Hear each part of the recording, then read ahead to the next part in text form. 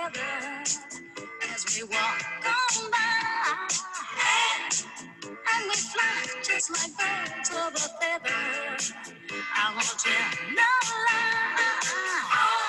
All of the people around us, they say, can they be that close? Just let me state for the record, we're giving love in a family dog. We are family. Hey, I got all my sisters with me. We are family. Get up, everybody, sing. Sing it to me. We are family. I got all my sisters with me. We are family. Get up, everybody, sing. Living life is fun, and we just begun to get our share of this world's delight. Our hopes we had for the future, and our goals in sight. No, we don't get depressed. Here's what we call our golden rule. Have faith in you and the things you do. You won't go wrong. Oh no, this is our family jewel. We are family. Sing it to me. I got my sisters and me. Sing it to me. We are family. I can hear you guys. Get up, everybody, sing. Have faith in you and the things you do. I got all my sisters and me.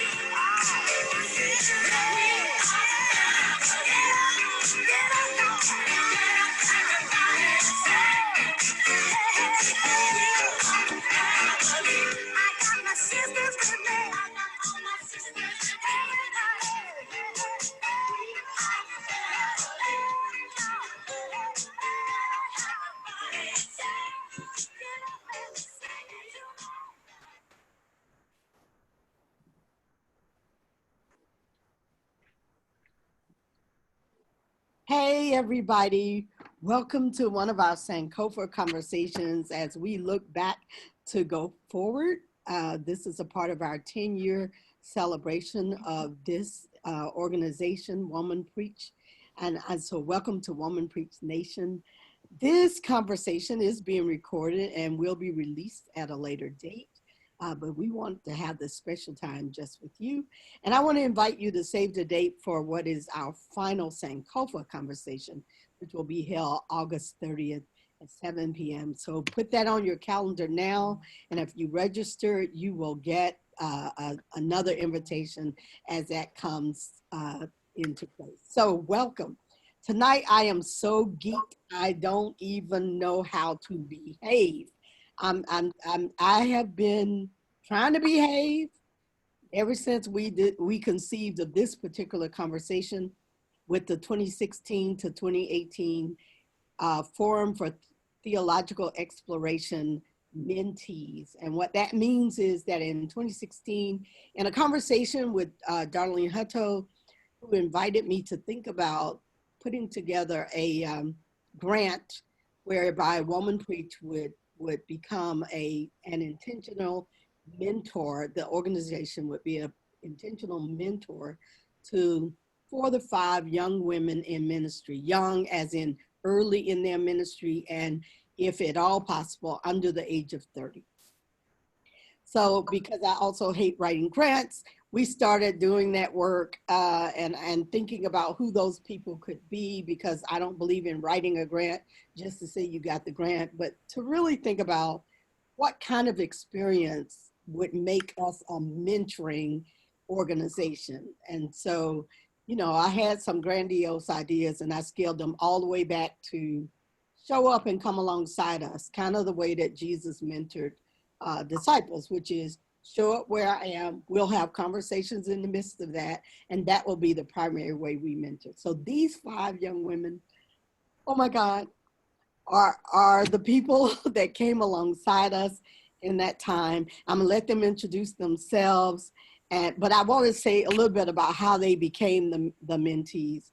we had a process where the board members, cohort leaders, people who had attended other events, and a couple of people who support us in other ways could submit names. And so I gave them the criteria for the names. They gave these names along with others. We decided on these. And then I called each of them and invited them, and they all screamed for a few minutes, except for Nicole. That's a whole nother story. And, and said yes. And I held the phone away from my ear while they were screaming, and then let them calm down and say yes. And so that's that. Anetra was not one of the original five. She attended Jarena Lee that summer after we had picked five people, and the person that was supposed to be the fifth person chose, without telling us, not to show up for Jarena Lee after we had paid for all of the things we had paid for. And so I was like, so I called our funder and said, if we find someone who fits the bill, as in young in ministry, but may not fit the age, does that count? And they said yes. And in concert, the cohort leader said, Anetra Jones. So I think had you even gotten home when I called you? You might have gotten home. I might have gotten home, yeah. Nicole Newman, on the other hand, when I called her, did not yell and scream with joy. She said, no. And then I was like, talk to your mentors. And they was like, yeah. And so she came along, and these five women have changed my life for good. I really mean that. So that being my volley into this conversation, we're going to have a conversation about what it has been meant to be mentored into being fully in a womanist voice as a preacher and leader through this organization. So who wants to go first? Candace. Candace, that's you. I was like, that is my name. Okay. Greetings. I'm Candace Simpson, Minister Candace Simpson. I use she, her, hers pronouns. I'm from Brooklyn, New York. And I was first introduced to Women Preach through the Jarena Lee Preaching Academy, which was in Virginia. Were we in Virginia? I think that's where we were.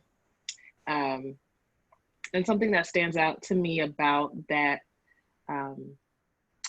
really like it's a baptism, was we were having really difficult conversations about what it means to be queer. And I will never forget, somebody invited me to lunch and said, you don't have to if you don't want to, but I really just want to understand more about what this word means. And it was so loving of an experience, and we're still very good friends to this day. So I'm glad to be here with you all. I'm sorry, where are you serving now? Say a little bit about where you're serving now. Everywhere. So I am an associate minister at the Concord Baptist Church of Christ in Brooklyn, New York, which happens to be my home church. And I also am an independent consultant with Fish Sandwich Heaven, which is the organization and website that I run, which inspires people to dream a freer world using the most ethical principles of our faith.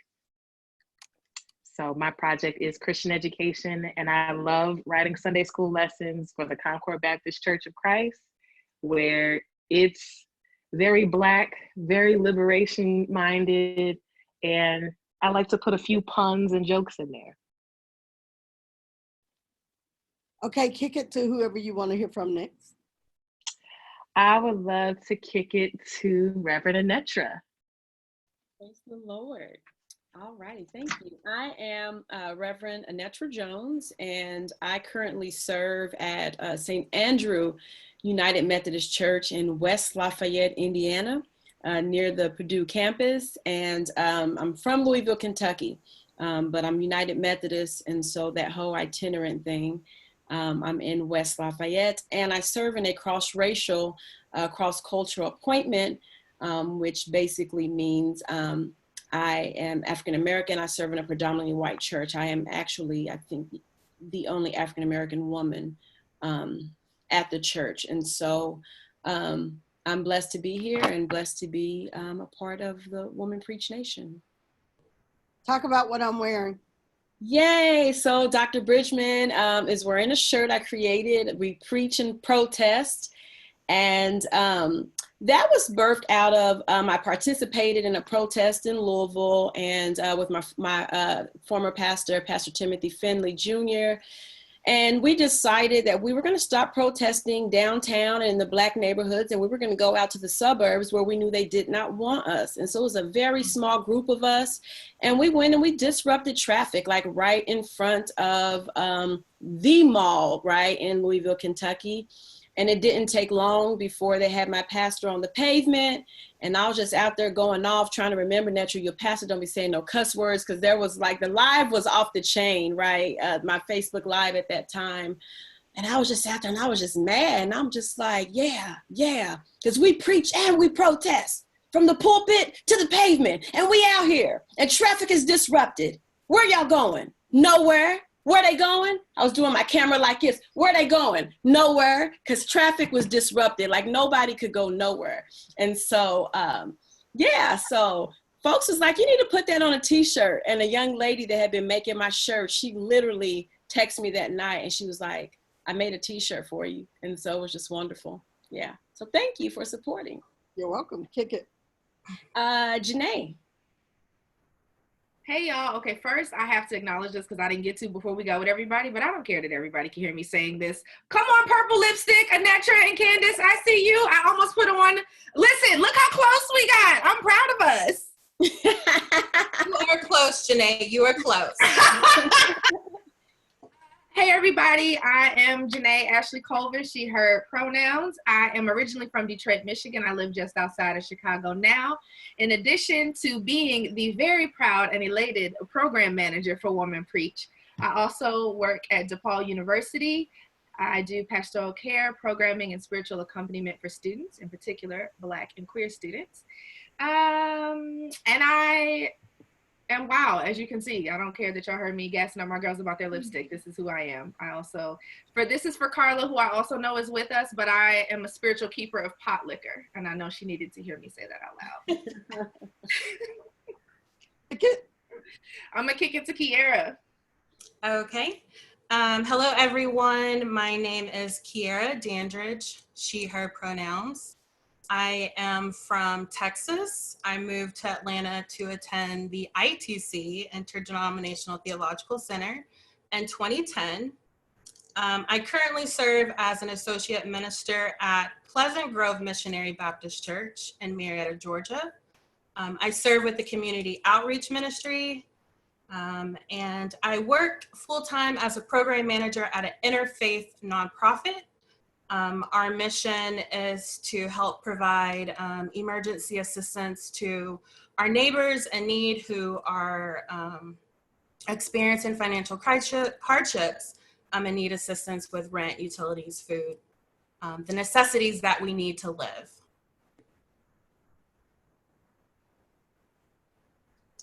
Nicole is live.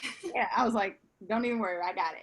You got it. My name is Nicole Newman. I use she, her, and hers pronouns. And I'll say that it's a pleasure to be with you all tonight and to see all of your faces. But I am right now serving as the church is everywhere for me right now. And I'll say that the work that I am most proud of is the work that I get to do in accompanying organizations to think about how they want to be different and to support movement organizations in DC where I'm based and live, and turning up against every level of government because we have it all here. So excited to be in this conversation and to see all of you.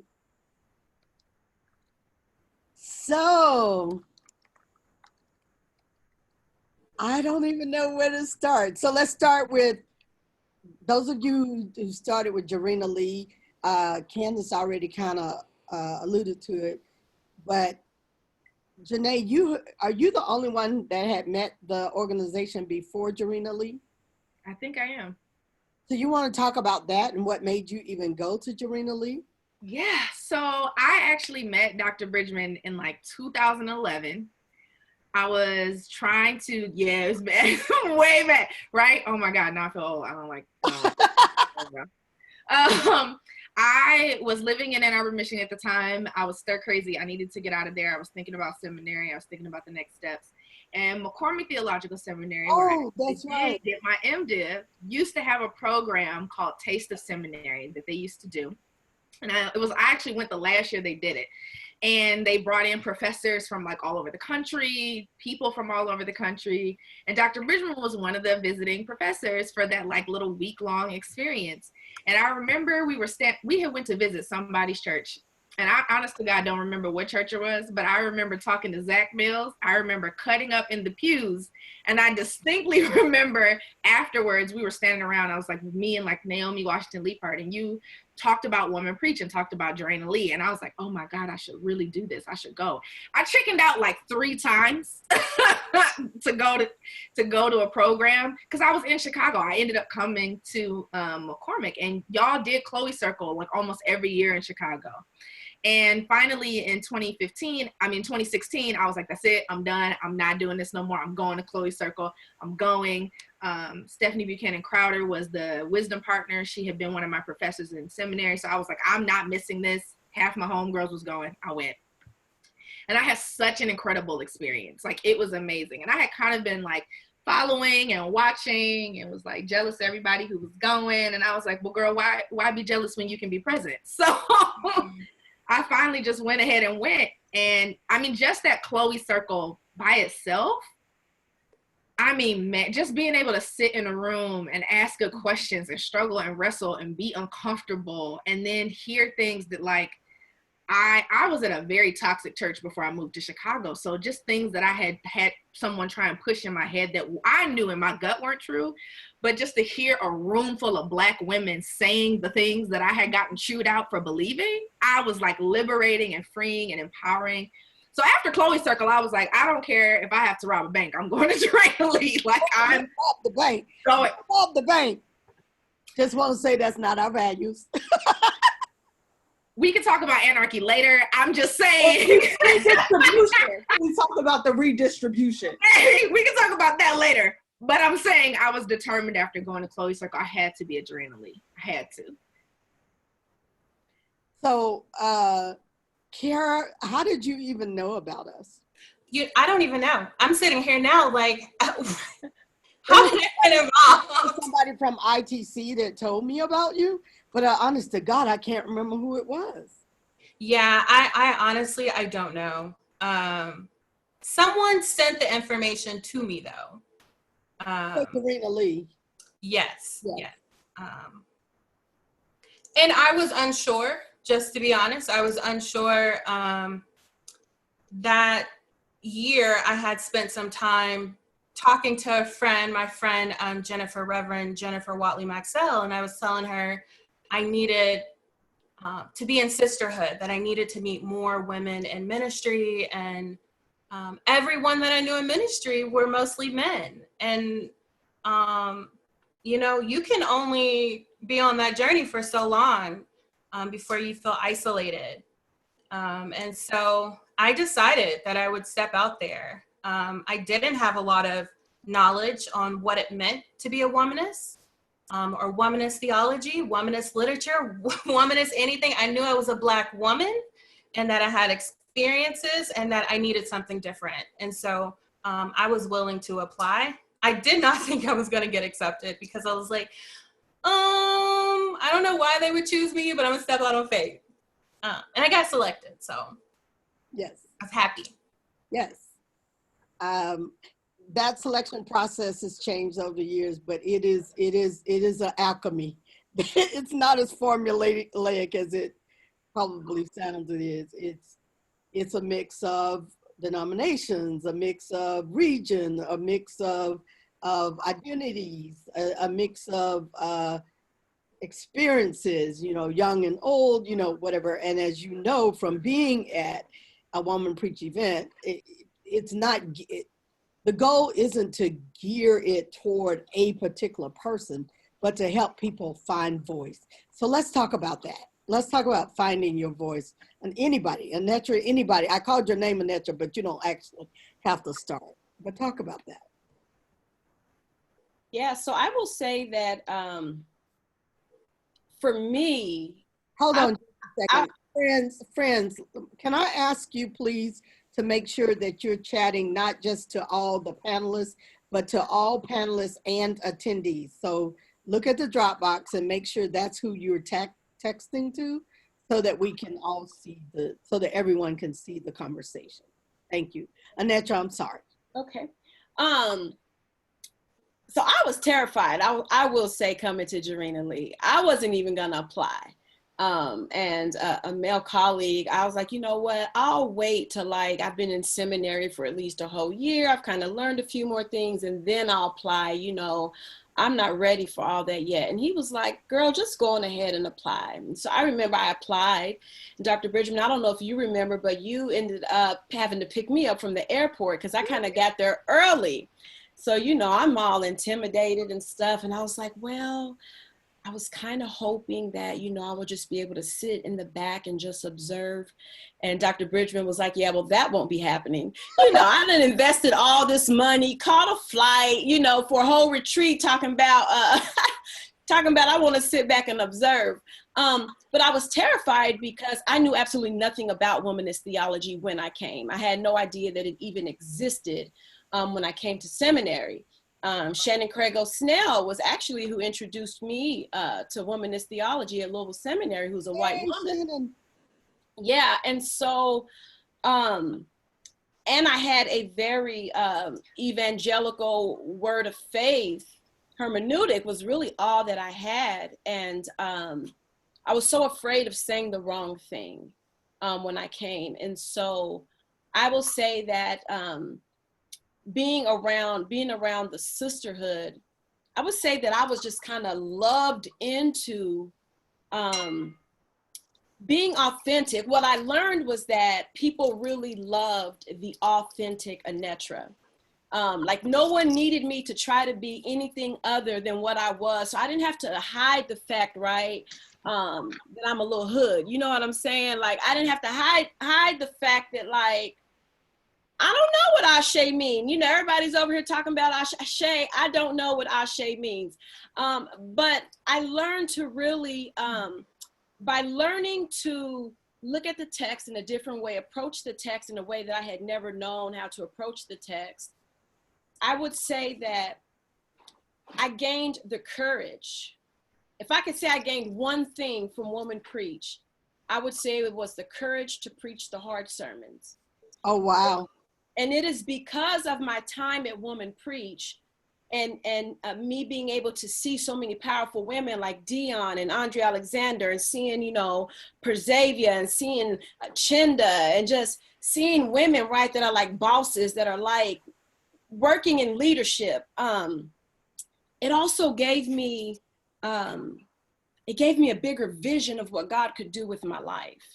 And so that's what allowed me to even remember when I came to Jarena Lee, I was praying about, like, do I want to join the United Methodist Church or not? I was not United Methodist at that time, but I left there knowing that if these women could do it, if these women are serving in these senior pastoral leaderships and they all at United Nations and sitting at all these tables, like, if God can do that through them, then surely God can call me to do more than preach at a woman's tea, right? Okay. And so I really left with a bigger vision of what God could do in my life. And it is because of that that I'm able to be in a cross-racial, cross-cultural appointment where I'm away from everybody and everything, but sure that God called me, sure that God can use my voice. And I'm able to preach the hard sermons. Most of the time I stand up and preach, I'm utterly afraid of what I'm about to say, but I know that I have to say it, right? Because it's a matter of life and death for Black folks, but it is also a matter of life and death for the people that God is calling me to preach to. Right. And jump in, anybody, wherever Yeah. you want to on that. I'll share. I think when I think about what Woman Preach has been for me, it was always it was helped me to realize my own enoughness. And I will say, like, coming into Women Preach, I was super intimidated because I was discerning if I wanted to pursue theological education. And because I was like unsure, I was like, ooh, like, I don't know what my relationship is to the church on, most days. I would say good days, I know that God has called me and I love the Lord. And on the worst days, I'm like, this institution of church has harmed me and harmed people that I love, and I don't know how to navigate that, right? And so most days I sit in that like in-between space, and I feel like my participation in Women Preach was a place where I could show up in my doubt. I could show up in my questions. I could show up in my distance to formal church institutions. But what was asked of me was just to show up and to speak my truth and to be authentic. And, sometimes that's harder, depending on the environment, sometimes that's harder than other times. But I feel like it helped me to realize that every room I walk into, I belong in, right? And I don't have to do the thing that I see a lot of my colleagues do, which is apologize for being in the space. And that's a gift that has served me in every aspect of my work since being involved with Women Preach. Oh, that's so cool. This is where I'm going to tell the Nicole story. No, we don't got to do all We're that. going to tell this story. We're going to tell this story. We got to tell that One story. of the things that the grant said was that each of you would attend 4 of 2-day events and adrenally. And in the 2-day events, what people may not know is someone preaches from each cohort. Usually it's 2 people preach from each cohort, but at least one person preaches from each cohort. And up until the last attendance, Nicole's name had not gotten drawn out of a hat. We don't pick the person. We don't assign who's going to preach. We draw names. I thought the favor of the Lord had rested on me. I was like, the last event, Lord have mercy. The text was rough. It was a rough text. And sometimes I walk away when the cohort leaders are choosing text. I'm like, y'all are hard, y'all are rough, but I'm gonna let y'all because that's y'all's job, right? So Nicole preached this sermon, and it was about, the text was about how you should treat widows and orphans. And I remember Nicole saying, this text ain't saying nothing to me. What if the people with the power ought to be the widows and orphans? And when Nicole got up and preached that 5-minute sermon, I just told them before, my deep regret is that we do not have a recording of that sermon. Because when I tell you, everybody was standing up and hollering and snotting and about to fall out, I was like, you better preach a text. I was like, that to me demonstrated to me sort of the slow coming into of yourself, what you said about enoughness, because up until that moment, there's nothing about what had happened before then that would have made me know that sermon would have come out like that, because you yourself didn't believe it, right? You know what I mean? And then to see it happen, unfold before our very eyes was just amazing to me. Y'all, anybody can say anything about that you want to. That sermon, 30 years of Black church life, and that is still one of the best sermons I've ever heard. I'm so sad we don't have a recording of it. That's one of them sermons where you pass it on to like 15 other people and you're like, no, I really need you to watch this. Like, you're not going to believe, you got to catch this sermon. It is that 5-minute at a program sermon is one of the best sermons I've ever heard. And I have been steeped like black tea in Black church my whole life. That thing, I was up out of my chair. I didn't realize I was up out of my chair. I was crying. I didn't realize I was crying. And it wasn't because of any theatrics or any of the like the rhetorical gymnastics that people do. And there's no shade to that. Some of that stuff is very powerful. It was just that Nicole just stood in front of us and told the whole truth and found a way to give the truth, the good news, without hurting anybody without throwing anybody away. I mean, there was no person, any person could walk off the street of anywhere, from anywhere, and heard that sermon and would have felt their place in it. It was amazing. Well, that was what I feel like my call is in the world, right? And I wouldn't have been able to articulate it before that moment. But it is to make people feel like they're home in my presence, that they're loved in my presence, that they're seen. So to marry that with your call in a proclamation moment was, I think, the piece that felt new to me. Mm-hmm. Right? Because Yeah, that's for sure. Yeah. Wherever y'all want to go with that. Kiara, you look like you're about to say something. So I think what being a part of the cohort did for me, one of the things, it helped me to stop searching for validation for being a social worker. I am a social worker. I love social work. And I think most of my experiences from pastors or people in ministry, there's always this question about, but when do you leave social work and work in the church? And that made me feel bad about being called to social work. I believe that I am called to social work just as I am called to the ministry. Both of them are serving people. Both of them require us making a commitment to join God in the work of caring for people, people who are oppressed and marginalized. And so when I applied to the program, I was working as an advocate. I had started in 2010. And I was working with girls and teens who were being sexually trafficked, so domestic commercial sex trafficking. And I worked in domestic violence shelters, and I love that work. I think those are stories that that matter. I think their experiences matter. I think providing care for people who are experiencing traumas matter. And so for me, my own traumas are connected to my ministry, and they're connected to social work and how I show up. So I'm very intentional about that. But when I was accepted into the program and I started to build relationships and to observe, I noticed that people were confident, the women were confident in who God had called them to be. And so whether that was teaching or preaching or social justice work, it's done with confidence and pride. So I don't feel as if I have to lay social work down now to be a minister or to preach a good sermon. My sermons are usually birthed out of those experiences. And so I take joy in that I don't have to be silent. I don't have to hide and say, I'm choosing one or the other. I can do both, and I can do them well.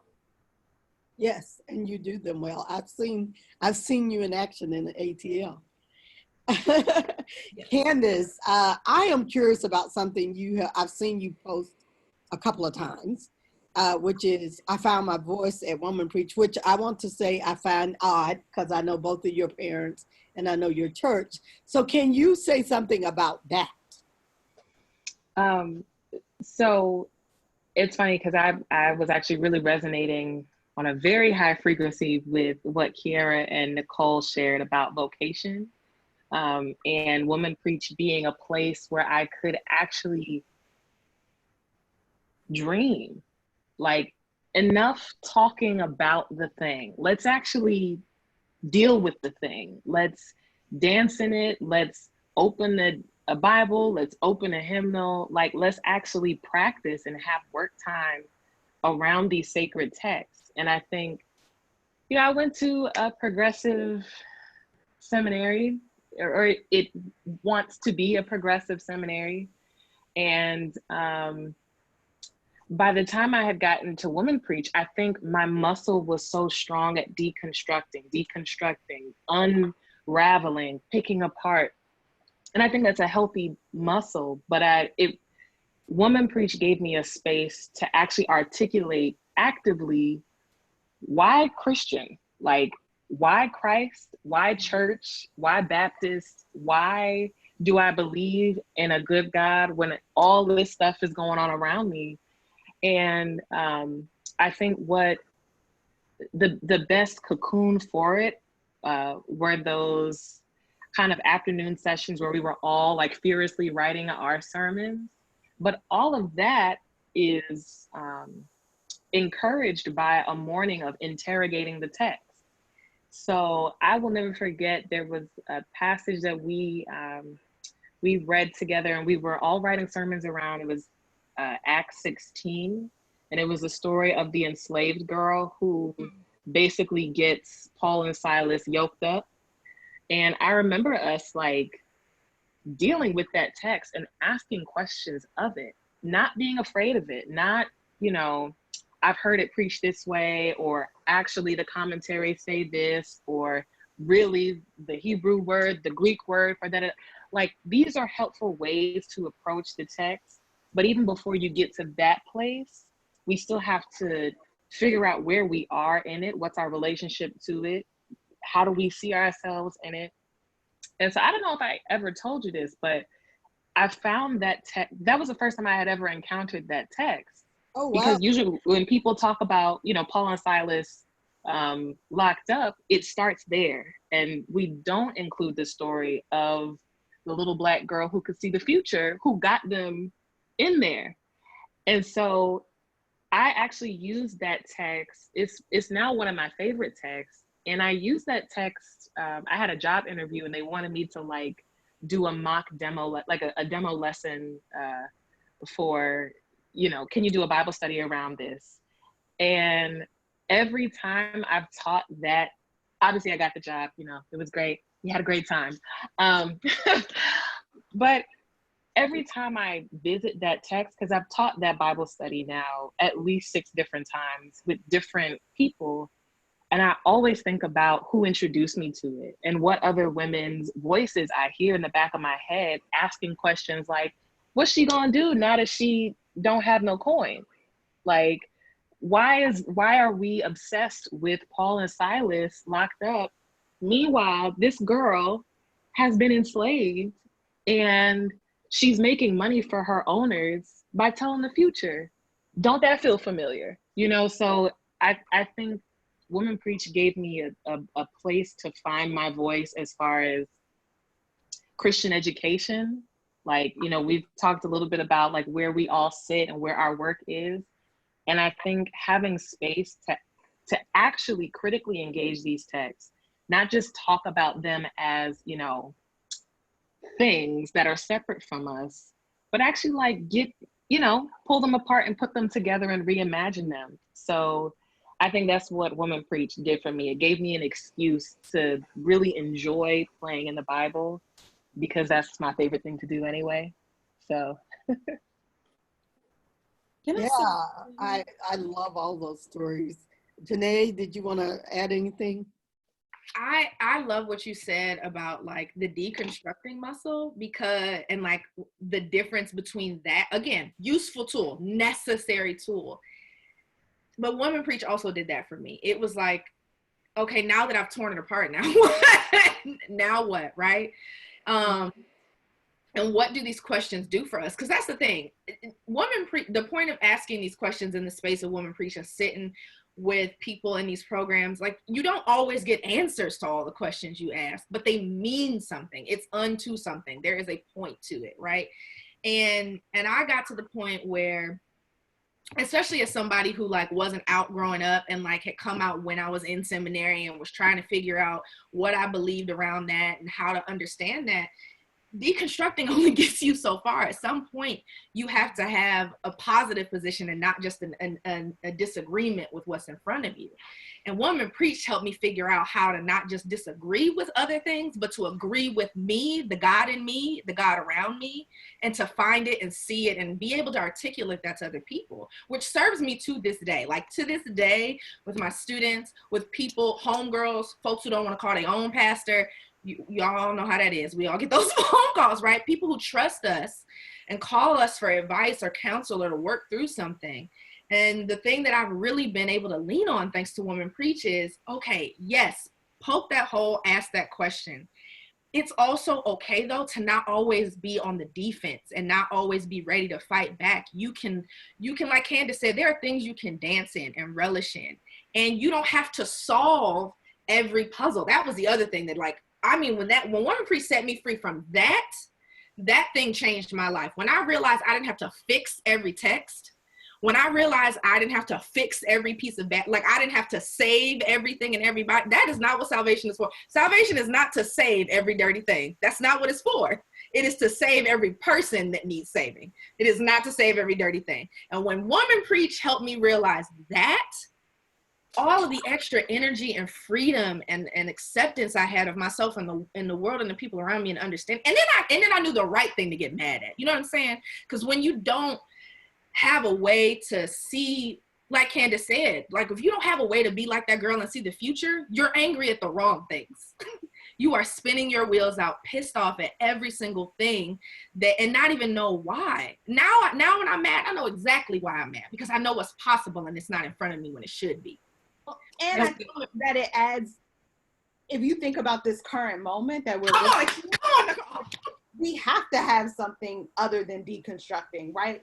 And that's why I'm like, oh, this is practice. We are practicing how to live into the future. Yes. Like, we're practicing how to be something different, how to live in a question. And I think that muscle can only be built intentionally, right? Like you can't, that's not something that we're not going to get to liberation and just be like, all right, now we know how to do this, right? You practice all of the things that you need to be able to live into the vision that you have for the future. And I think that is like such a skill set. And I think that we don't give enough credence and like importance to the idea of being in a practice of something different. Yeah. Well, and that's the responsibility of community. So then we have to describe what is community. What does it mean to be in community? Who shapes what that looks like? All of the voices matter. So as we deconstruct, we have to provide space, create space, and cultivate that space for people to say, well, I need this in this community. This is what I need to thrive in this community. This is what this looks like. So it is a process that involves all people. All the voices are liberated. All of the narratives and the stories are lifted. Because what I think we need to deconstruct, Janae may not think we need to deconstruct that. And I think that's where it comes, where we have to have intentional conversations. We can't just presume what is good for me is good for Janae, right? So it's communal. It's constructing something new, creating visions that benefit the whole of the community. Yes. Amen. And that makes me think of one of the sessions we had on finding voice. I don't remember if Dr. Callahan or if Reverend Sharice did it. They talked about finding voice as discovery, uncovering, and recovery. And that recovery part, they spoke of finding our voice and realizing that our voice is in community with other voices, that we just need to do our part and realize that we are just one note that's part of the project. So we don't have to sing all the parts, right? I don't have to be the alto, the soprano, and the tenor.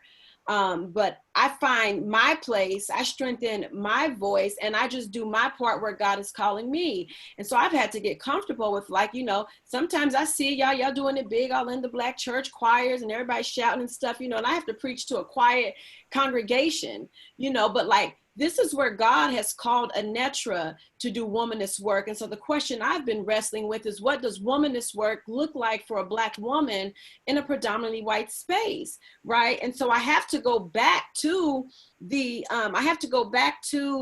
definition that we're committed to the survival and wholeness of entire people, entire people. And so this is where God is calling me to do this work. Someone has to be here. And I just believe that my grandmama and them, they proud, you know, because I am able to inhabit spaces where they weren't welcome just a couple of generations ago.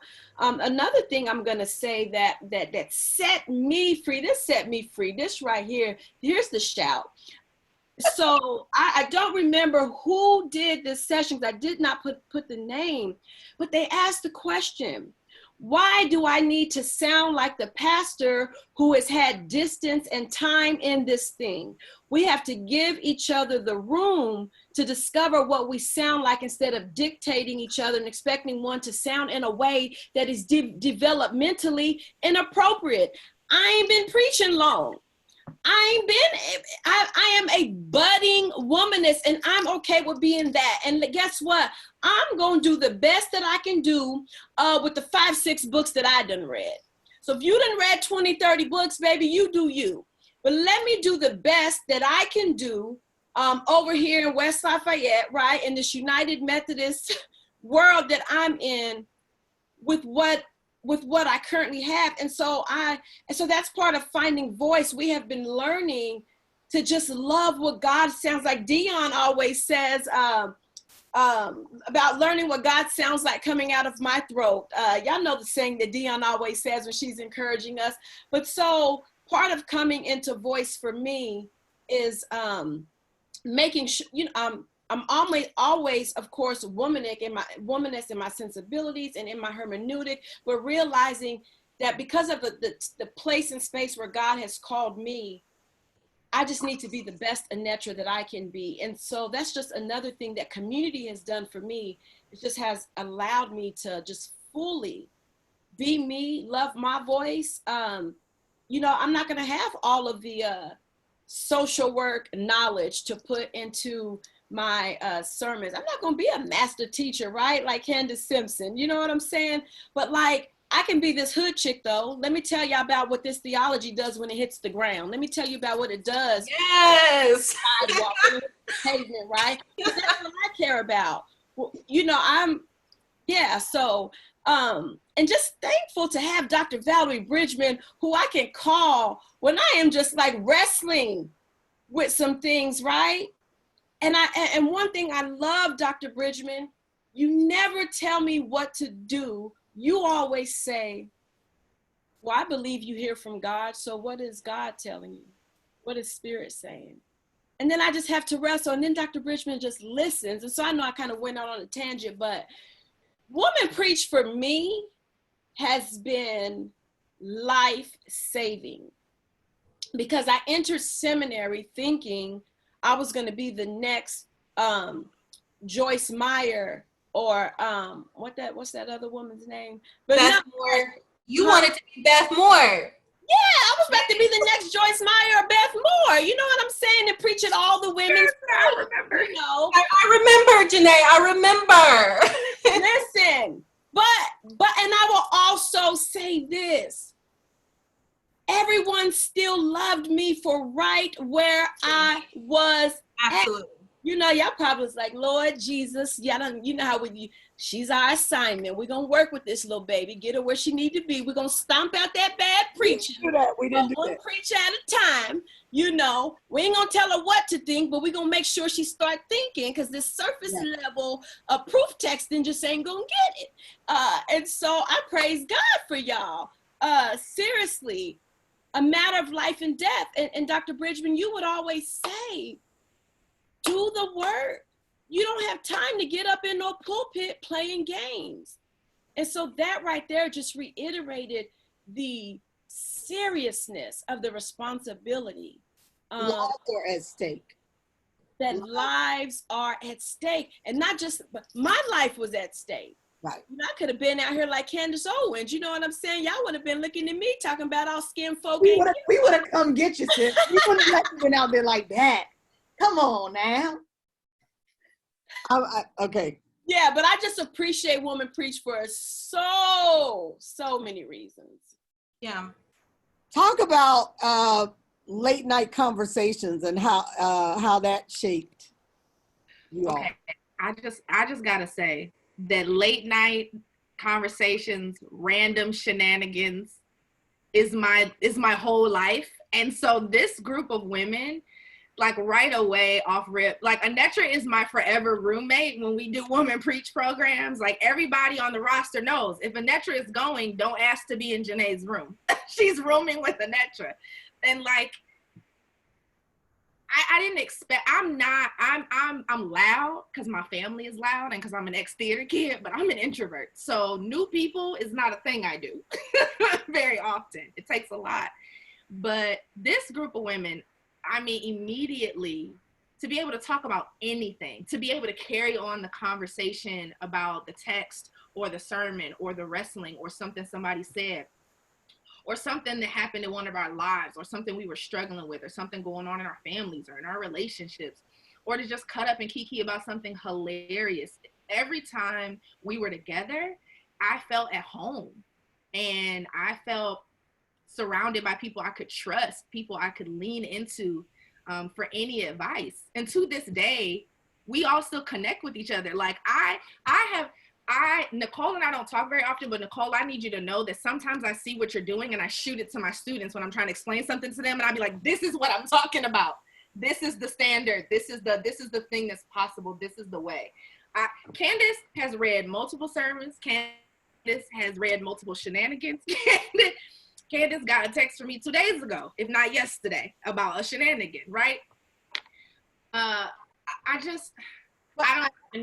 don't even know how to say enough about what womanist friendship in this group of people has meant to the last 4 years of my life. Like, knowing that I could call any of y'all, I could count on y'all, knowing that we didn't know each other from squat before this, and it doesn't matter. And also knowing that y'all would forgive me for being a Wolverine, go blue, and then walking y'all onto OSU's campus to get cookies while I was wearing a Michigan hoodie. I said, now, am I being hazed? Like, this feels like a setup. I didn't know nothing about sport. No, see, let me tell this story, because we almost got in the middle of Ohio. That's what I remember, Janae. It was like 2 little 19-year-olds on the street looking at me funny, but they was nervous. They wasn't gonna say nothing. First of all, what happened was, tell the stories, can tell it so everybody can know. So we were in Ohio, and one of the reasons why I came to this particular event is because I have family in Ohio. And so I was actually planning to surprise my grandmother, and I was gonna spend the night at my aunt's house and then go like surprise my grandma for church. So I think Jen was the driver, and we are like, oh, let's get insomnia cookies. So mind you, we're in Ohio. Janae is wearing a Michigan hoodie, and it's a big, bold M in the center of her chest. And we're these Black women in rival territory.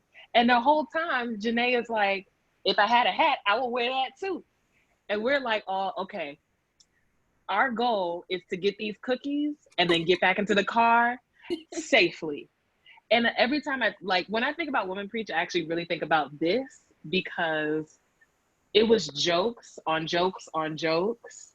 And it was not for real, because we are Black women in the middle of the United States. It's late. It's a Saturday night. White people are drinking. They're doing their thing. They've been lubricated with, all the white supremacist evil and, all of those things. So we were like, how are we going to get out of this situation? And it really wasn't a dangerous situation, although who knows, because this is the world we live in. But I did feel like the laughter was what kept us alert. Like, the laughter is what kept us, taking care of each other, looking at each other. And every time I have insomnia cookies, I think about that time Janae had us out in OSU territory wearing rival colors. Like, that was cool. I don't know anything about sports. I didn't realize how serious it was until Janae was just walking around. But I do think, to that point, like, the community that we were able to build. And I think, so I think when people think about community, they think about it in the way that feels sometimes to me like superficial, where it's like you're always together and you always agree. And I think we all know better about what actually it means to live into community. It means people get busy, people come in and out of relationship, and that there's always, like, you always feel home there. And I think the strength of that community has meant, for my own practice of how I show up in my local communities, like, I know that I don't have to do everything. Like, I don't have to be the master teacher, right? Because there's somebody in New York who got that, you know? And I think it allows you to relax more fully into what it is you're supposed to be doing, because you know that there's a network of people who are holding the whole. And that feels like a gift to me in these times. It feels like a real gift to know, like, all right, I know not everybody is getting the, like, we just gotta pray our way out of the pandemic, right? Because I know that there's a network of folks who are holding integrity and living questions differently. Yeah, that's good. I love that about, like, knowing what you can do, because you do get to a point, like, the world wants us to compete with each other. You know, you see these conversations happening from between Black women in ministry and public spaces all the time about how people lie on sisterhood. Like, we've all been through things. We've all got people that we've had to breathe our way through, pray our way through, and still do, right? But this idea that this doesn't exist is just not, it's not true. And that's another thing I love about what you're saying, Nicole, right? Like, that if it's not my lane, I can cite and refer. I don't have to take up every single space. It doesn't have to be my lane. It doesn't have to be my skill. And I don't have to feel less than about it. What is worth celebrating is being in community with people who do have the skills and the gifts you don't, right? Like, I love when one of my friends is asking me a question and I'm like, I can have a conversation with you, but if you want to see it living here, I'm gonna send you to Fish Sandwich Heaven. I'm gonna shoot you to Anexa's social media. Like, I'm gonna tell you about Kiara's work that she does every day, on, like, every single day, consistently serving these people. I can show you what it's like that you don't have to be somebody's pastor or reverend or whatever to be doing faithful, good work. Like, I can look around, I can look at this screen. What does Candace always say? Everything we need. Everything we need. When I needed a recommendation for my D-Men program, reached out to Janae. Listen, Wrote that thing in an hour. Best recommendation ever. I was like, who is she talking about on this page? No, and I meant every word. I meant every word, right? Like it's not. I didn't have to. I almost cried the way you wrote about me. And I meant it, right? Like, I love you. Listening to you preach, being around you, seeing the way that you do not back down from difficult things, that you're honest when it's hard, that you're not afraid to ask for help, that you inspire the people around you. It was nothing. It was nothing to tell those people that if they didn't take you, it was their loss and not yours. That's nothing. You hear me? Because it's the whole truth. Because it's the whole truth. I'm going to switch for a moment and say, we got a few minutes for Q&A. If you have a question for the panelists, don't put it in the chat, put it in the Q&A, and we'll take some of those questions. Now, y'all can keep talking while we're waiting on questions to pop up. I just wanted to make sure I said that. I think all of that is good. Go ahead, Anetra.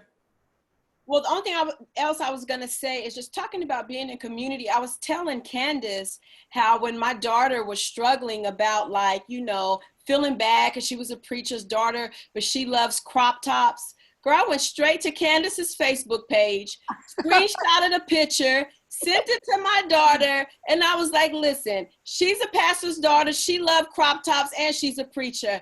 And my daughter was liberated in that moment. I'm not policing my child's body. She want to wear a crop top and be all right. You won't be the first PK wearing a crop top. So that's all I was going to say.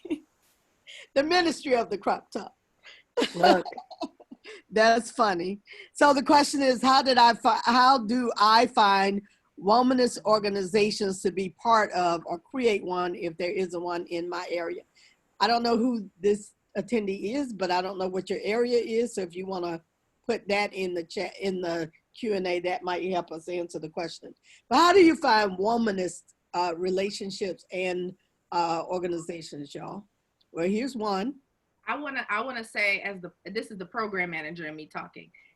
I'm cool with you remaining anonymous if you really don't want us to know who you are. But if you live somewhere where we can hook you up with some folks we know and trust, like send me an email, jcolvin@womanpreach.org. I'm gonna put it in the chat. Let me know where you live if you feel comfortable doing that. And I will find me somebody who will call you, email you, hook up with you, because that's the only way any of the rest of us figured this out. Like none of us was like digging around and trying to really be like, how do I find it? Like, that's not how this happened. We were just open, and other women cared enough to see us and reach their hand out when they could tell that we needed it, right? Like, Dr. Bridgman didn't have to walk up to me that day at that church and invite me to come to a Women Preach program. The people in Women Preach didn't have to keep up with me and encourage me, and none of this.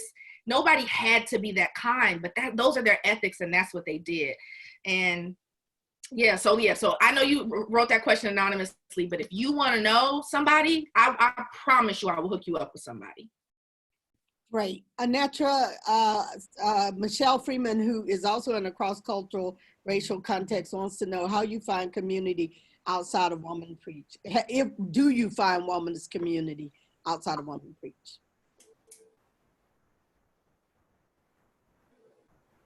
I was muted. Actually, I have, simply by being in various Facebook groups, various womanist Facebook groups that then may post events. I go to a lot of conferences, and so I have made a lot of connections with various womanists by just like attending conferences. And so that's basically what it's been like for me. Yeah, just staying connected, I think via social media, by attending conferences. Yeah, that's pretty much it. Thanks. Kiana wants to know, would anyone mind sharing what was the journey like for you to transition from knowing your voice after you found it to being your voice? How do you find areas of rest and confidence despite any, she says, the obvious pushback? So I don't know if it's obvious that you've had pushback, but go for it. How do you make the transition from knowing your voice to being your voice? Whoever wants to take that. I don't know. Then this is just my opinion. Other people may disagree, and I'm cool with that. For me, it's not a destination. Like, I have to rehab that realization repeatedly. I talk sometimes with people that I trust about the ghost in the back of my head still telling me the thing I know isn't true. I'm not immune from that just because I've gotten to a point in my life where there are things that I know that I know that I know. I still have that voice in my head, that homophobic, sexist, phobic, ableist, trifling voice is still in my head. And I have to argue with it sometimes, and I have to fight it back sometimes. So I think the way you go from knowing into being is like figuring out what practices keep you wrestling and not giving in to that voice, like to the anti-voice, to the thing that tries to silence you and make you be something you're not. To learning that sometimes, even if all it is crying about it and fussing about it, even if you don't have an answer, but just letting yourself out loud embrace and accept that this didn't feel right, this wasn't right, and there's better or more, even if you can't do the better thing or the more thing in the moment. It's a constant way of life and figuring it out. And it takes that community that we're talking about. You got to have people you trust around you who will echo it back to you or just sit with you while you grieve, if that's what's necessary. Right. And who will cheer you on when you get it right. Mm-hmm. And won't lie to you and tell you got it right when you don't. Right. I also will say the thing that has helped me to do that is that everything Janae said, like, it's a journey and not a destination, but I'm not afraid to ask the questions of that voice. And I'm also not as timid with disconnecting. Like, I think there was a way when I was first starting and beginning with Women Preach that I was so scared of not being on the scene or not being at the protest or at the meeting. And I have found that the way that I can ward off some of that knowing versus being is by spending time with myself and really being in a practice of watching my pacing and watching what I'm giving my attention to, because when my attention is scattered, then that voice can very easily overwhelm me. When I'm focused and I'm clear about what I'm doing and why and what it is in service of, I'm able to challenge that voice in a different way. Before I go, thank you, Nicole. Before I go back to the questions, I just want, you see somebody popped up on the screen. This is the Reverend, soon to be the Reverend Dr. Darlene Hetto, who is from the Forum of Theological Exploration and is the person that encouraged me to apply for the grant, and ultimately we received the grant. And I just wanted to know that she saw y'all's faces and that she got a chance to say something to you before I go back to the questions. Thank you, Dr. Bridgman, and thank you to all of you who are here present. Please pardon my tardiness. It's wonderful to see you and to hear your empowered voices. And I'm so grateful for this opportunity to see the benefits of that grant and how those resources have leveraged you all to become the women walking in greatness of whom you were already destined to be. Some of you I know personally and have met you before. And so it is wonderful to hear you passing the torch forward for those who are coming behind you. Thank you for having me. Continue to be encouraged. And if we can be helpful to you in your journeys as you continue in your own coming into the fullness of yourselves, let us know. Thank you. Thank you, Darlene. We're so grateful to FT and to you for your support. Hey, Candace. Thank you. Thank you for having me. You're welcome. So, Jen, if you want to take Darlene off, you can. She's cool. She just this was just say hey. I'm going to skip a question and come back to it. Candace is asking something, Constance rather, is asking something that we actually should have answered going in. What is womanist? What does womanist mean? Okay, teacher, let us know, teacher. I knew that was cool. So womanism is a lens. So you will have womanist biblical scholars, you will have womanist ethicists, womanist artists, writers, preachers. It is a lens, it's an approach to the way that we see the world. And it privileges and starts with the lived experiences of Black women for the purpose of understanding how we can get free from all of these isms and phobias in a more holistic way.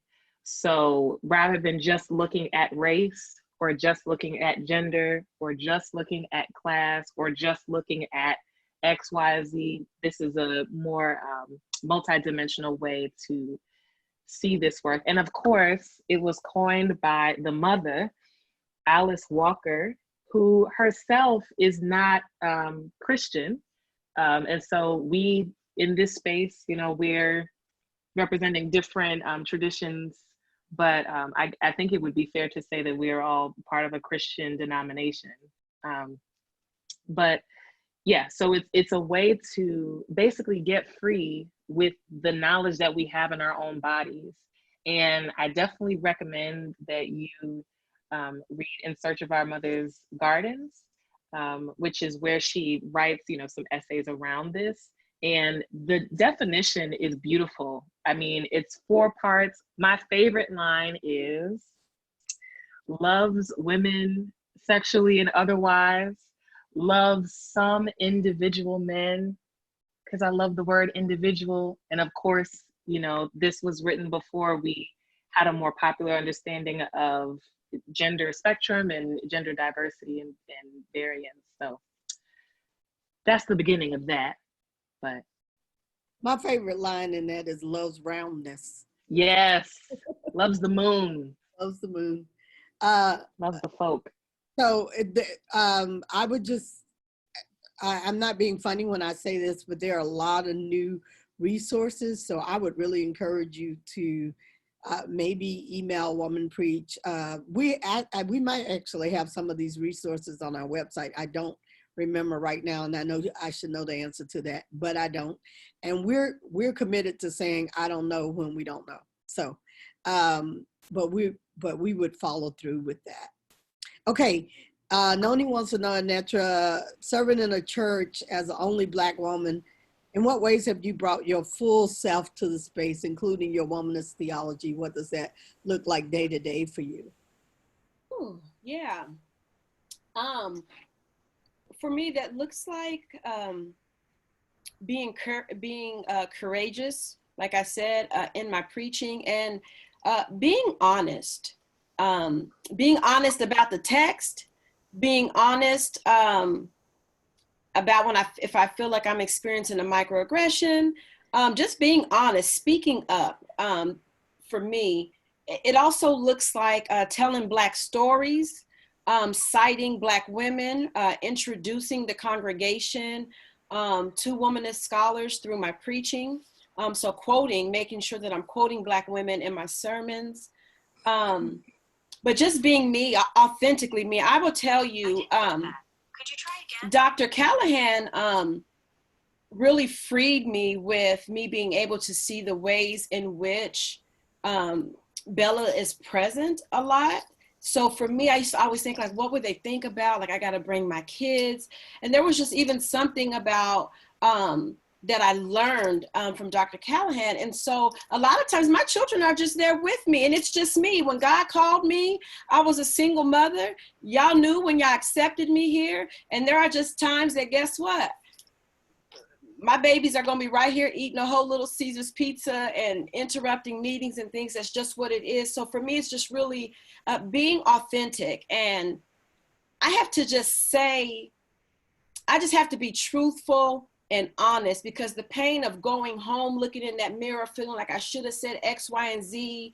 And that's a burden that I've reached an age of, I'm not willing to live with that. And so, yeah, being open, honest, courageous, introducing the congregation to Black women, Black scholars. And when I say being honest, letting them know when it's really uncomfortable being the only Black woman, letting them know that I've been here a year and I don't yet have a sense of community, that I do feel very isolated, that just being completely honest about what it is like to be in this space. And yeah, so pretty much.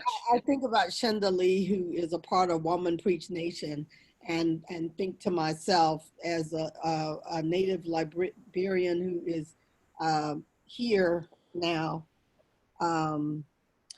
as a part of the U.S., and how often she has been in these cross appointments, and how un-Black they want her to be. Yeah. Yeah. The Reverend Dr. Mother Superior Emma Jordan Simpson says, what are you most hopeful about in this moment in history for yourself and for the communities in which you minister? What are you most hopeful about? So I experienced a very interesting, I experienced what's happening in very interesting ways working at a university, working at a predominantly white institution, being the only Black woman in my division, not at the university, just in my little division, in my little area, and specifically working on programming that benefits students of African descent. Watching them figure out, and I do mean figure out, how to stand up for the world they want to live in. I'm getting emotional. Stand up for the world they want to live in gives me so much hope. To see them not back down, to see them not run from their mistakes, to see them seek good counsel, to see them seek bad counsel and not let it stop them, to see them not quit, despite every other horrible thing happening, gives me hope. It brings me deep sadness because they shouldn't have to fight through so much. That's the point. But that they don't quit, and that they don't just run themselves into the ground either. They ask way, I mean, whenever I hear people like drag their generation, I'm like, cut it out. Because let me tell you right now, I don't know why you're worried about the future. If I'm okay, And I know my story ain't as sensible as theirs. If I'm okay, then we have a really good thing to look forward to, right? Like if I'm looking around this group of women and I know how old we are and what we've come through into and what we're doing in the world, and I see them, we gonna be all right. It might take a while, but we are going to be all right. They are holding on to lessons that it took us too long to learn. That gives me hope. Anybody else? Thank you. I'll share. I think for a long time I was in movement spaces where I felt like my Christianity or my spiritual, the spiritual part of myself was not welcome in that space. And I think some of that was because of how space is created, but some of that was my own sense of self and how I felt like I could show up. But to be in movement spaces where people are actively thinking about how things are not only the deconstruction in the analysis in the intellect, but are engaging with their center, engaging with their body, engaging with the full breadth of knowledge that exists in our bodies, has just been something that has given me a lot of hope and a lot of like, oh, there's some things we know, and it's not that we know them because someone taught us, but we know that because people who have come before us have lived through it. And that level of connection to what has come before us has been really inspiring to me and has given me hope for, like, how do I make sure that my future, the children who I will be an ancestor of, can look back and say, like, she left something here that we know deep in our bones.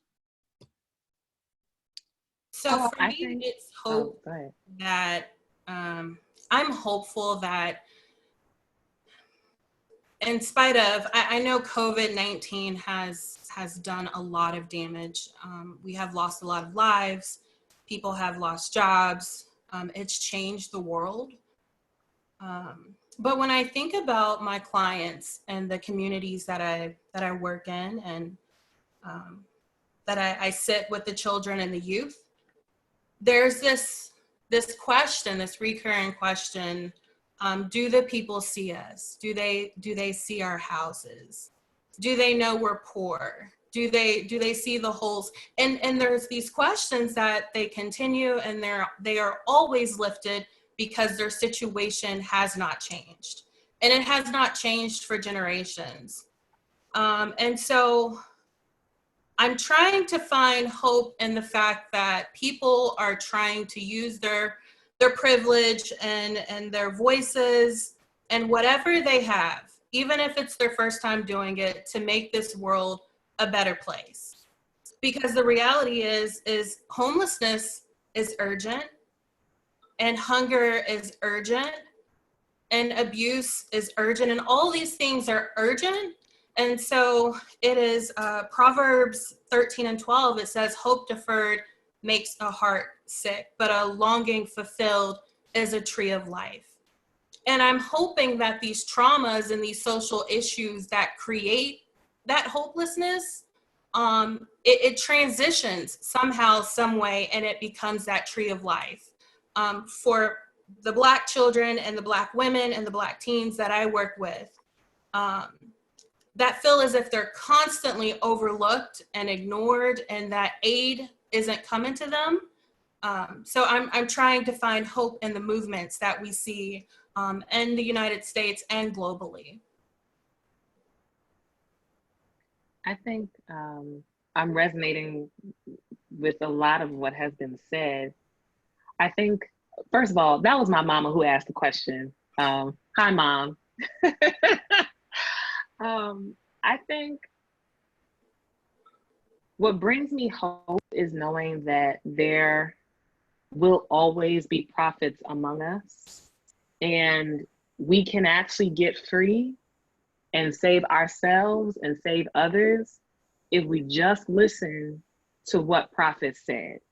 And prophets aren't, what makes a prophet is not, the ability to turn a phrase or, to do a clever kind of, alliterative sermon, like your 3 points. Prophets come from margins. prophets are so in tune with the way the world has failed them that prophets can say, all right, well, here's how we can get free. So for example, mutual aid is not a new thing. It's not a new thing. It has been saving people's lives since forever. But now there's a lot of talk about what mutual aid is because, of course, more people are relying on mutual aid.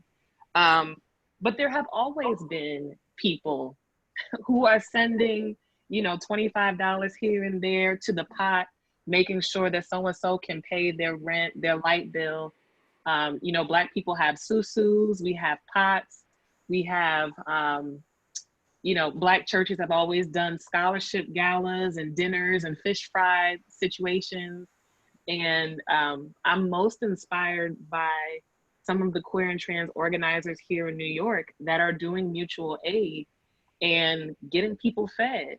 When the city has pretty much, you know, people look to New York as this like, oh, they're so progressive, they've got it figured out. People love Cuomo. But the reality is there are still people in need. And there have been people meeting that need. So I'm thinking about people like, you know, Black Trans Media and the Okra Project, you know, like so many other groups that are prophetic in their witness. And that brings me a lot of hope because we actually don't have to fall into despair. Like we don't actually, like the apocalypse as people name it, first of all, it doesn't really mean that, but we'll talk about that another day. But the apocalypse doesn't have to kill us all. Like if we would listen to the people, for example, like chronically ill and disabled Black folks who've been telling us about the insurance system, we would have been knew that we were susceptible, all of us were susceptible to what coronavirus could do to our finances, to our communities, to our mental well-being. Hey, baby. Hi, Ryan. Hey, sweetheart. Oh, I love seeing people's babies on Zoom. Hello. Like mama been on Zoom long enough. She's like, you know, your 90 minutes is up. Okay, but this one is cute, sis. I love your puff puff. All right. You're right about all that. I'm going to ask one last question and just ask two of you to answer it. And I'm going to say, Anetra, would you answer Constance's question in the Q&A? Type an answer to her. But Dion, who's on our board, is asking, so much is trying to steal your joy these days. What brings you joy?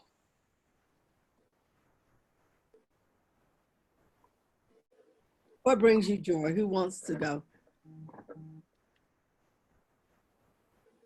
Cartoons, food, coloring books, video chats with my sisters, text messages with my girls. Zoom dates. Yeah. I love that you started with cartoons. Zoom dates, say more. Well, you know, talking to my friend via Zoom, you know, you can share a screen, watch Netflix. So friend, share a screen. I'm just saying, you know, if y'all wake up in the morning and I'm married, don't say I didn't say I had a friend. We heard it here first, okay? You want that team. Okay. Netflix and chill from a distance. Right, I was gonna say. Loneliness is still right. You know what they say, listen. You know what's bringing me joy is deciding not to take the world into my body. It's literally bringing me a lot of joy to lay it down and to know that it's not mine to hold. And so I'm not saying I have no stress, but my blood pressure has been steadily in the right range for the last 2 months because at some point I went, God is God and I am not. There's a part I can do and there's the part I can't do. And I'm gonna do the part I can do. And when my kids were younger, I used to say, the God who watches Israel neither slumbers nor sleep. And if she gonna be up all night, ain't no need of me being up all night. Now that's a word. So That's actually joy for me right now. I take care of my plants. I am a plant mom. I have a lot of plants, probably close to 25 maybe, or 30. I don't know. So I care for them every day. I play them jazz music, and I walk around the rooms and I read out loud, and I'm like, do you enjoy that? Because, I don't got anyone else talking to me. So I do that, and then I sit outside. So I am a doer. Dr. Bridgman has talked to me a lot about learning the practice of being and not doing so much. So in this season, I'm finding joy in silence. So I sit outside, and maybe I enjoy bird watching now. I'm not sure. But it is peaceful, and it allows me to just think about the creation and the ways that God still shows us the beauty of this world and the stillness. And so I'm taking joy in the birds and the plants and the insects, and that's real. So I want to thank, you know how deeply I love all of y'all. I really wish I could do this right now. Crawl up on one of those big beds in one of them hotel rooms and eat pizza, which I'm rarely doing these days, but I would be eating pizza right now. So I just want you all to know how very much I love you and appreciate you and your gifts and your kindnesses and your fierceness and your funny, all of that. I'm so deeply thankful for the way God brought you each into my life. Like, seriously. Like, I could, if my mother would say, I can go on to be with Jesus right now, but I ain't advocating for that. I'm just saying. Okay. So, Anetra, please put in the chat how to get the t-shirt. People keep asking about that t-shirt and you just ain't gonna tell us. Unmute. Put the t-shirt. Searching for the link right now. I'm going to put the link in right now. Candace, put in the link for Fish Sandwich Heaven. Kiara, is there anything you want to put in the chat that people need to know about? I do, and I just want to encourage people who are in Atlanta, if you know someone who is in need of food assistance, rent assistance, utility assistance, to go to our website and to see if you are in our service area. We are screening Monday through Friday. You may have to wait for 5 days, but we want to hear your story and we want to try to help you. If you have questions because you have a friend or a family member who's living in Atlanta, if there's any way that I can help connect them to an agency, an organization, I am happy to do that. And Nicole? Yeah, I like to talk to people. If you want to talk, go to my website. Put it in the chat. Put it in chat. Okay.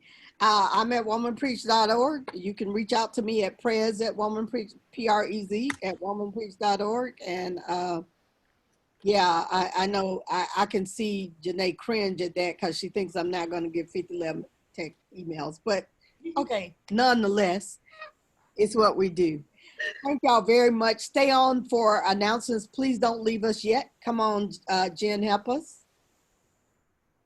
And Anetra, you are on.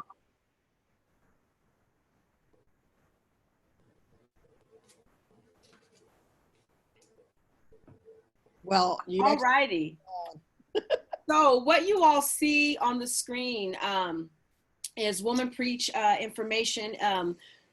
What we are needing is for people to partner with Woman Preach. You have heard from all of us that have been here today. You have heard the ways in which Woman Preach has impacted our lives.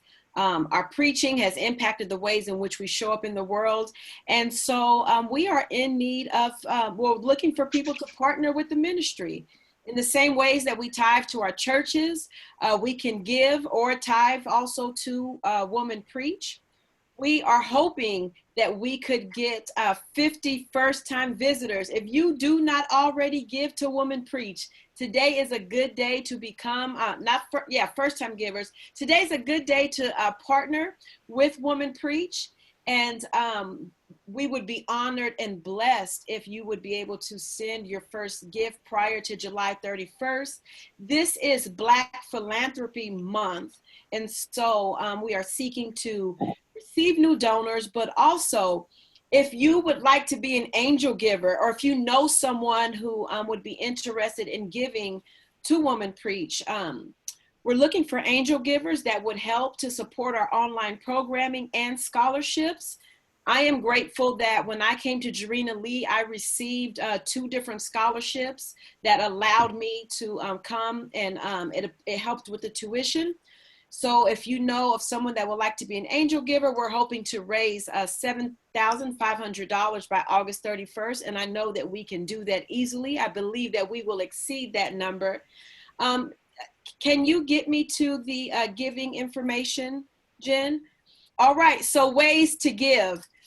Cash App is $Woman Preach. And what we do ask is in your giving, if you would put Sankofa 4 and your first and last name in the 4 field, so that way we can track your giving, so that we know who gives. And the PayPal information is there as well. If you write checks, guess what? We can also receive paper checks. And so the address to Woman Preach is there on the screen, 3081 Columbus Pike in Delaware, Ohio, 43015. I know that all of us who are on here, we've been recipients of receiving scholarships at Woman Preach, but we have all also given. One of the things that I did, I think it was 2 years ago on my birthday, was I raised funding, not for Red Cross, nothing wrong with Red Cross, but I raised funding for Woman Preach. And with that funding, I was able to create 2 scholarships at Louisville Seminary to send 2 Black seminarians to a Woman Preach event. And those women's lives have also been impacted by that event. And so, let's see, I'm looking into the, yes, you can set up your PayPal for monthly donations. You can set up recurring giving through your own bank, however you would love to give. But we thank you. Charmaine Davis at Louisville Seminary, is that your school now? That's my alma mater. So yes, we are looking for givers. And so will there be one? We look forward to receiving your gift prior to July 31st. And I believe that God will bless you for your gift. And the world will be a better place because you sold into the ministry of Woman Preach. Because y'all got Reverend Anetra Jones. I could be walking around here like a Candace Owens. You see what I'm saying? So I'm just saying, I could be out here in these prosperity gospel streets, but because of the gift that someone else gave years ago, bad preaching was stomped out. My confidence was increased. I've come into voice, and I believe that I am doing good work and that God is pleased. And so you are sowing into good ground when you sow into Woman Preach.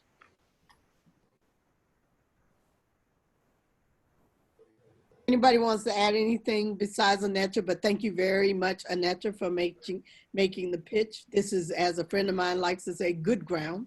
It's really, really good ground. So we will take your 100, your 1,000, your 10,000, your 100,000, whatever it is that you are able to give that will bless the ministry and bless someone else's life.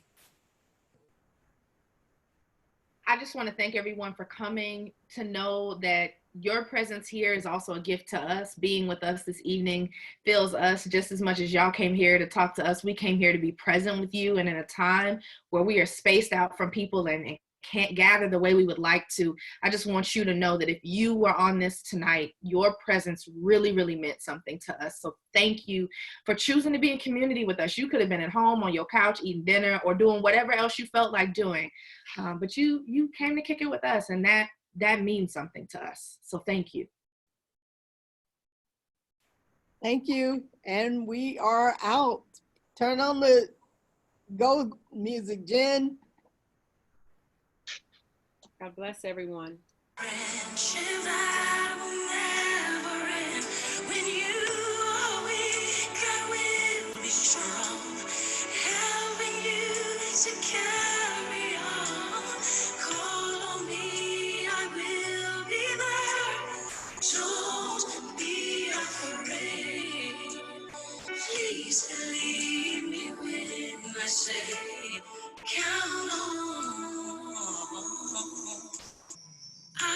see it's hurting you.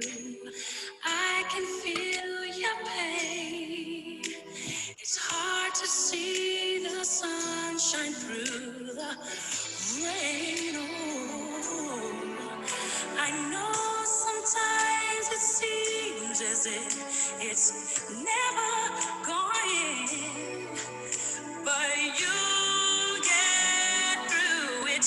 Just don't give in, 'cause you can. A friendship when you are weak, I will be strong, helping you to carry on. Call on me, I will be there. Don't be afraid.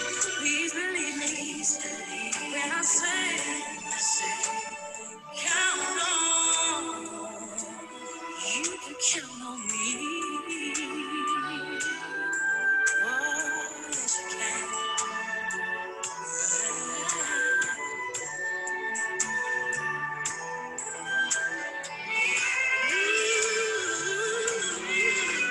I know sometimes it seems as if we're standing all alone, but we'll get through it.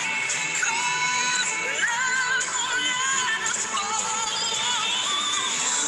Count on me, I'll be there. A friendship that will never end. You are weak, I'm strong. Helping me just count on me, I will be there.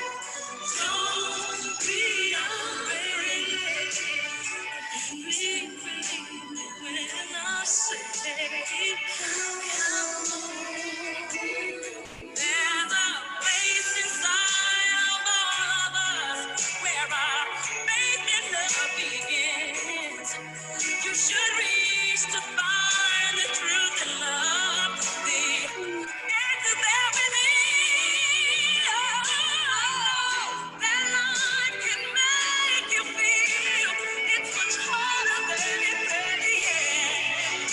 But we'll get through. We'll get through it. Just don't give in.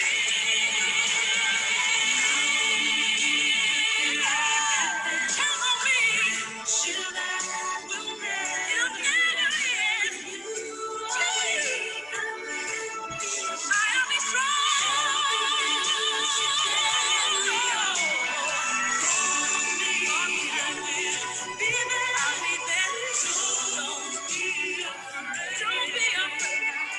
Please believe me when I say, count on, count on, count on, count on, count on me.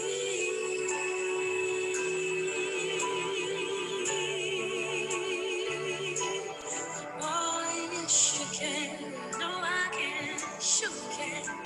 Oh, yeah. So glad I can count on you. Candace, you are a wonderful performer.